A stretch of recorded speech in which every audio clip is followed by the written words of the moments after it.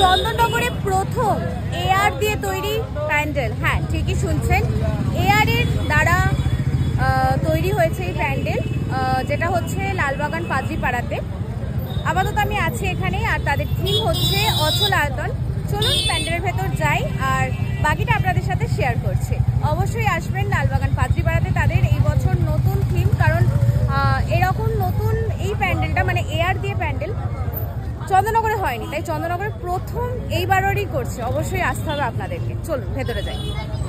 এই হচ্ছে বাইরের মণ্ডপটা।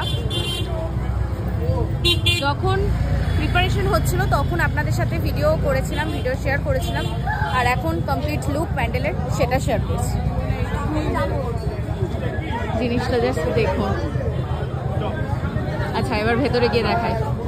এই হচ্ছে প্যান্ডেলের মধ্যে লেখাই আছে যে কিউআর স্ক্যানটা করতে হবে। এই হচ্ছে ফটো, আর এই যে কি দারুণ।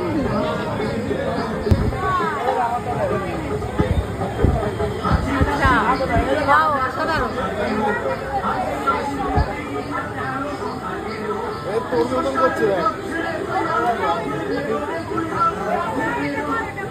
চারিদিকে প্যান্ডেলের এরকম ফটো আছে, জাস্ট এই যে স্ক্যান করতে হবে।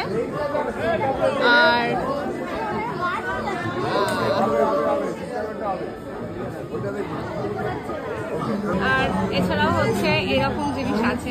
যাই হোক, আমার কনসেপ্টে নতুনত্ব লাগলো, কারণ এরকম কনসেপ্ট চন্দননগরে সত্যি প্রথমবার। কারণ এইরকম ছবিগুলোকে নর্মাল লাগছে, ঠিক আছে, তার মধ্যে এরকম ফোনে এরকম স্ক্যান করলেই জিনিসগুলো অন্য আসছে। তো আমি একটা করে জাস্ট ফোনে, এই যে ফোনটাকে নিয়েছি, একটা করে স্ক্যান করছি আর দেখে যাচ্ছি। অনেকক্ষণ ধরে আমি এখানে দাঁড়িয়ে আছি, সব ছবি মোটামুটি আমার দেখা হয়ে গেছে। তো একটা নতুন আকর্ষণ। এইরকম জিনিস দেখতে হলে অবশ্যই চন্দননগরের লালবাগান পাদ্রিপাড়াতে আপনাদের আসতেই হবে, না হলে সত্যি খুব একটা বড় জিনিস আপনারা মিস করে যাবেন। অবশ্যই এখানে আসুন। আর প্যান্ডেলটা অসাধারণ, এত ভালো মণ্ডপসজ্জা, এত ইউনিক একটা কনসেপ্ট, আমার খুব ভালো লেগেছে। চলুন এবার মাকে দেখাই।